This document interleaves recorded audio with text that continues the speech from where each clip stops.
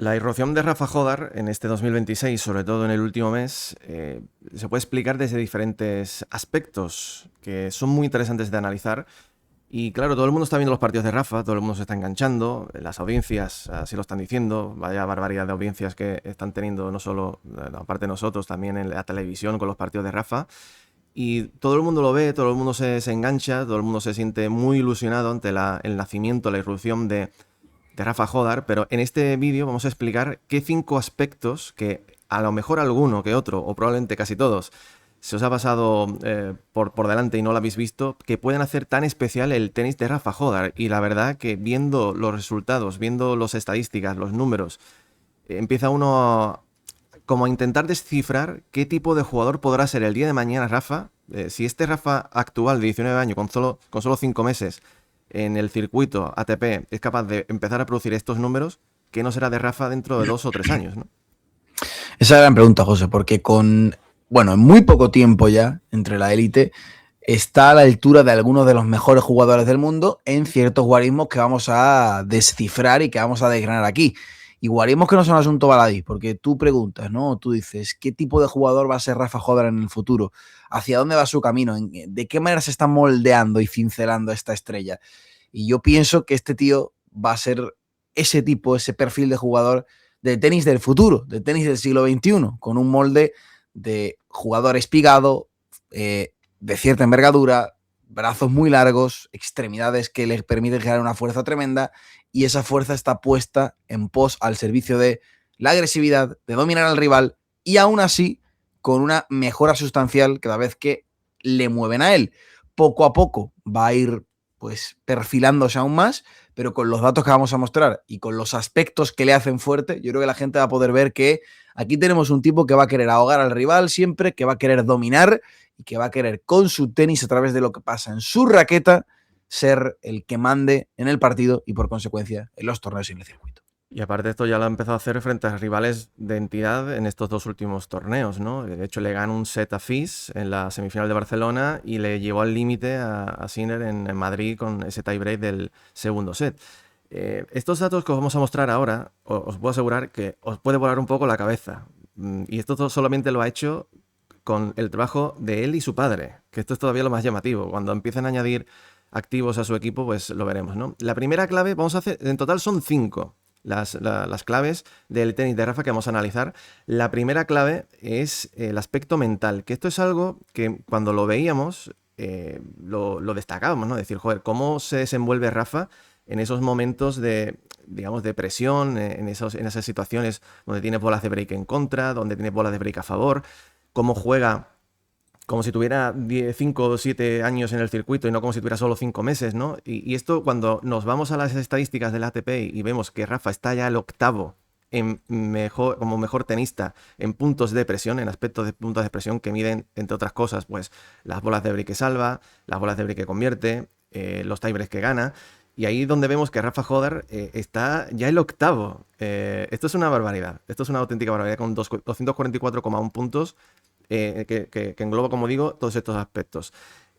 Uno de los aspectos clave es el tema de los tiebreaks. Rafa ha jugado hasta ahora 8 tiebreaks, ha ganado 6, solo ha perdido 2 ante Fritz y ante Sinner, que esto te habla de la cabeza privilegiada, que esto no es normal en un chaval de 19 años que acaba de llegar, no es normal que en los tiebreaks tú des un paso adelante, pero sobre todo, digamos, lo que más destaca es en las bolas de break convertidas, que ya en el último año, ya estáis viendo, está en el número 2. O sea, Rafa Jódar es el segundo mejor tenista del mundo en bolas de break convertidas en el último año, solo por detrás de Tomás Mahak, un 0,5, y por delante de Cerúndolo, de Rune y de Carlos Alcaraz. Esta es la muestra, como decimos, de que este chaval tiene en la cabeza algo, cuando decíamos durante todos estos directos, este chaval tiene en la cabeza una madera que, como la siga trabajando así de bien, el día de mañana puede asustar, ¿no? Pues sí, es un tipo que se crece cuando la adversidad llama en un partido, y esto lo hemos visto en Madrid. O sea, acuérdate, incluso contra el propio Yannick Sinner, Rafa ha tenido momentos con las bolas de presión, salvando bolas de break, que decías, ostras, les está jugando como un veterano. Contra Fonseca, contra de Miñaur, se hizo aún más palpable la diferencia casi de solvencia, de porte, de tranquilidad.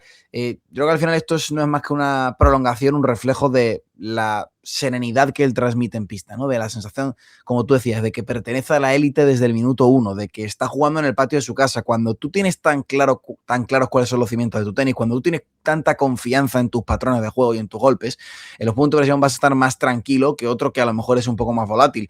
Y yo creo que Rafa lo ha demostrado a lo largo de los últimos partidos, incluso a lo largo de los últimos torneos, que cuando llega una bola de break en contra, cuando llega una bola de break a favor, él está muy tranquilo, él piensa, vamos a por ello. Y un poco con esa receta de tenis ofensivo, de ir a buscar al rival, de que cuando quizás otros deciden ser un poquito más conservadores en este tipo de instancias, él se crece y eso sorprende y eso todavía yo creo que llama la atención de los rivales. A lo mejor estas estadísticas bajan dentro de un tiempo cuando se pase un poco el efecto Hodar, pero si bajan será porque los rivales le juegan mejor, no porque él pase a jugar peor, porque juega los puntos de presión como si hubiera nacido jugando desde el minuto uno, ¿no? Y eso de verdad que es impresionante. Y eso asombra y asusta a partes iguales. Y José, fíjate que en los puntos de presión, para tú jugarlos así de bien, como decíamos, tú tienes que tener confianza en tu tenis, tú tienes que ir hacia adelante, tú tienes que ser valiente, tienes que tener arrojo. Y esa valentía y ese arrojo, ya estamos viendo que es una de las claves de la progresión de Rafa Hodar y es nuestro segundo punto. ¿Cómo es capaz de mostrar un tenis ofensivo por bandera y que te ahoga en todo momento? Fíjate que en la última temporada solamente está octavo en la lista de jugadores que más van al ataque o que más juego ofensivo tienen durante un partido. Y cuando decimos octavo puede parecer, ostras, no está el primero, no está el segundo. Es que fíjense quiénes son los que están arriba. Grandes sacadores, tenistas que te solucionan el punto 1 o 2 golpes. Reilly Opelka, Perricard, Kovacevic, Rinderknech, Shelton. Rafa Hodar no es ese perfil de jugador. Rafa Hodar es un tipo que no te gana la mayoría de tus puntos con el saque directo, pero aún así está en esos guarismos y está cerca de estos jugadores porque siempre tiene en mente atacar, siempre busca. Y sobre todo lo hemos visto en Madrid, ese resto más uno que te ahoga, que te prácticamente te quita tiempo, que te obliga a estar 4 o 5 metros por detrás de la línea de fondo, que eso es el efecto, la contrapartida del tenis de Rafa, ¿no? El hecho de querer jugar todo el rato sobre la línea de fondo lo que hace es que tú estés lejos de ella. Lo hemos visto contra Viñaur, lo hemos visto contra Fonseca, lo hemos visto contra Kopriva y Rafa puede atacar desde ambos lados de la pista, genera mucha velocidad con el revés, la derecha luego veremos cómo la está tirando en otro de los puntos, pero también se ha convertido en un arma letal y es el octavo tenista del circuito que más ataca. Y ojo, está por delante en juego de ataque, que ya lo vemos, 28,5%. En Madrid hemos tenido momentos en los que Rafa ha estado en un 35% de puntos al ataque, en que uno de cada 3 de sus golpes sean golpes ofensivos. Prácticamente en Rafa podemos decir que 1 de cada 3 de sus golpes son golpes de ataque, son golpes que buscan ahogar al rival. Contra Fonseca llegó a ser un 35% y como digo, está por encima de Sinner, un 0,4% encima, y por encima de Alcaraz, ataca un 3,1% más de media que Carlos Alcaraz. Esto, José, llama la atención y sobre todo se construye en base a lo ofensivo que es al resto, lo ofensivo que es en el segundo, tercer, cuarto golpe del intercambio y que lo haga sin que todavía tenga un saque tan top como estos tenistas, incluso te hace ver que la progresión y el techo del tenis ofensivo de Hodar está incluso más arriba. Fíjate que todos estos que aparecen aquí son jugadores que desde el fondo, digamos, no tienen ni muchas variantes ni un altísimo porcentaje de puntos ganados desde el fondo.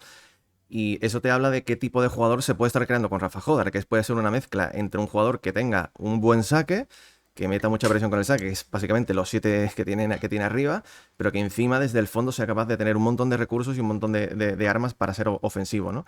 Es un jugador que con este tipo de cosas te da un poco la idea de qué se puede dibujar del tenis de Rafa. Es un tío que juega muy montado encima de línea de fondo y que te quiere quitar la iniciativa en todo momento. Ser él el que, a través de puntos cortos, llegue al winner o al golpe ganador o provocarte el error.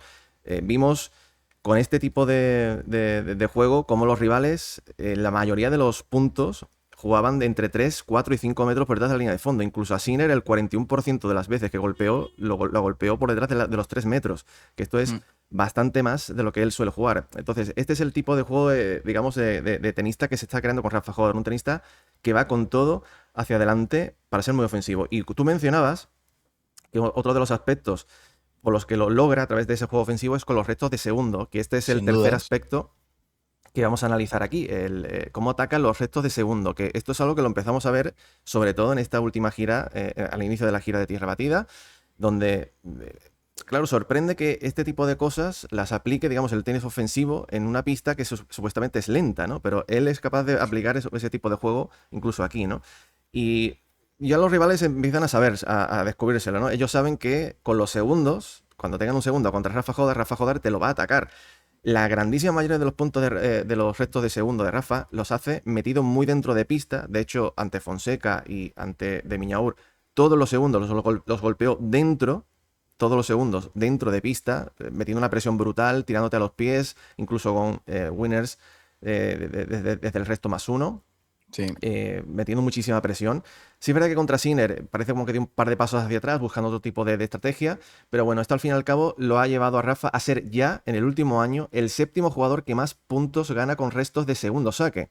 Fíjate que está muy poquito por detrás de Carlos Alcaraz y un poquito lejos todavía del que es el que mejor ataca los restos de segundo, como es Jannik Sinner, pero fíjate que simplemente ya esté en esta tabla con grandísimos restadores del circuito, esto es de mérito, ¿eh?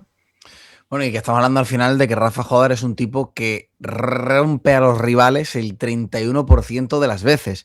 O sea, ojo a este dato es tremendo, es el segundo mejor del circuito en juegos ganados al resto, solo por detrás de Jannik Sinner. El último año. Sí, tiene un 31% Joder, Sinner un 32,3%, está incluso mejor que Alcaraz, ¿no? ¿Y por qué lo logra? Fíjate que en esta lista, al final, puntos ganados al resto de segundo saque. Hay muchos jugadores, por ejemplo, lo que hacía Rafa, que tomaban el resto como simplemente punto de inicio, trampolín para luego imponer su tenis y su spin desde el fondo de la pista. Y aquí también vemos a jugadores que te dominan del fondo de la pista. Sinner, Djokovic, Alcaraz, incluso Alex de Miñaur, ¿no? Medvedev. Pero con Joder sí que vemos una intencionalidad, sí que vemos una gran cantidad de restos ganadores o de restos que buscan las líneas para luego con el siguiente golpe finiquitar el punto. Y esto es algo que le puede hacer diferente y que de nuevo habla de su ofensividad, de su agresividad, de su afán y su ímpetu por ir constantemente hacia adelante. Y al final estamos hablando de un tipo que tú sabes que vas a tener tu segundo saque bajo constante amenaza cuando te enfrentas a Joder. Y esto es algo que, por ejemplo, lo tuvo en cuenta Sinner, que ya le vimos cómo arriesgaba constantemente con los segundos, buscaba mucho las líneas, la profundidad, y es algo que se van a tener que aplicar a los rivales, porque de Miñaur y Fonseca jugaron con segundos normales, 3/4, y se encontraron una playa de winners total por parte de Rafa, incluso Kopriva, ¿no? Que vimos, me acuerdo del segundo set contra Kopriva, cómo Rafa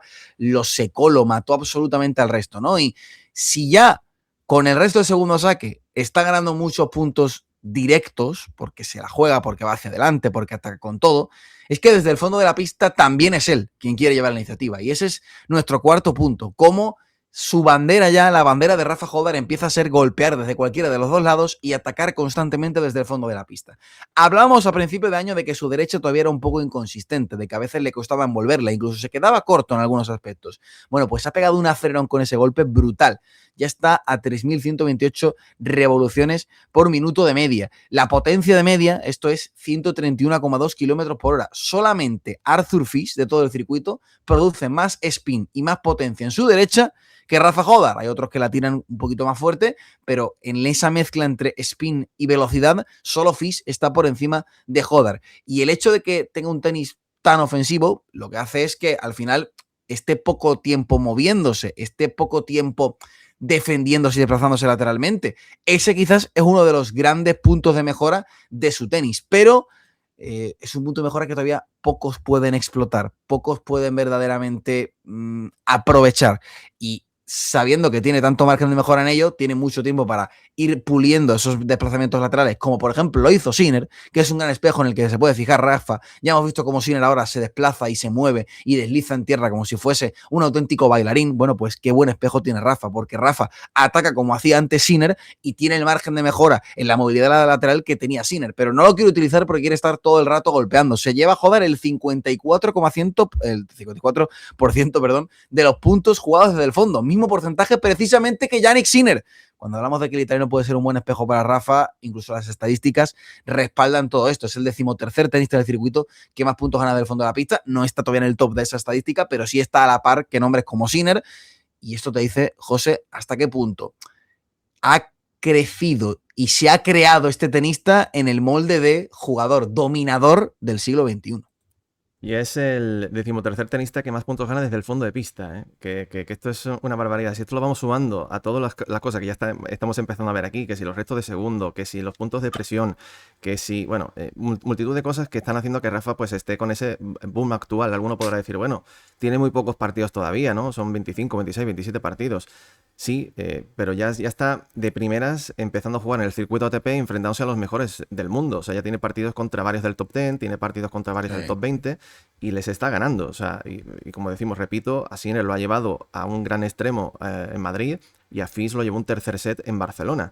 Muestra de que este chaval tiene cositas, ¿no? El hecho de que desde el fondo se encuentre también, a mí una de las cosas que más me sorprende es el margen al que pasa la pelota por encima de la red, porque tú puedes tirar una derecha a 3100 revoluciones por minuto, que es un poco parecida a la de Carlos, que la de Carlos es un pelín superior, pero es menos potente, pero es que lo hace a un margen de solo 67 centímetros por encima de la red, que cuando tú tiras con mucho spin, normalmente es porque pasa muy por encima de la red. De hecho, Rafa, recuerdo, Rafa era en torno a los 70 y pico, 80. Era el que más, sí, sí. Exactamente, pues fíjate, él solamente lo hace 67. Por poner ejemplos, Sinner la pone a 63 de media y Fis también a 63, que son los que más, digamos, arriesgan, ¿no? De no tirar por un Juegan margen con muy... menos margen, ¿no? Exactamente, Sí, cuando sí. tienen un spin parecido, ¿no? Eso te habla también de la precisión que tiene en esa derecha, que para mí es una de las mayores sorpresas, porque tú ves golpear de derecha a Rafa en Australia, le ves ahora,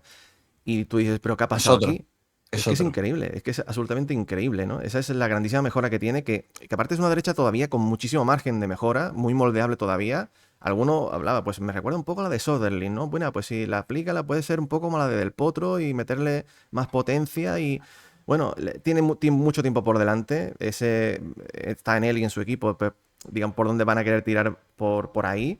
Pero creo que esta derecha, si la trabaja bien, yo creo que aquí va a empezar a hacer muchísimo daño, porque ya de revés es tremendamente bueno, que de hecho podríamos haber metido el revés aquí, porque es ya uno de los 10 mejores, con mejor nota en cuanto a revés del circuito, con casi un Fíjate, 7,5, fíjate. pero es que la derecha es impresionante. Y ya nos vamos al último punto, al quinto, Magic, donde tenemos ese dato de segundos saques, ¿no? Donde vemos que Rafa ya está en el quinto puesto de jugadores que más puntos gana con su segundo saque en el último año. Fíjate qué cerquita está de jugadores como Alcaraz o Sinner. Todos estos que aparecen aquí son jugadores que, más allá de tener un grandísimo saque, que en el caso de Sinner así es, pero sobre Eso todo se nota. jugadores que se desenvuelven muy bien desde el fondo, ¿no?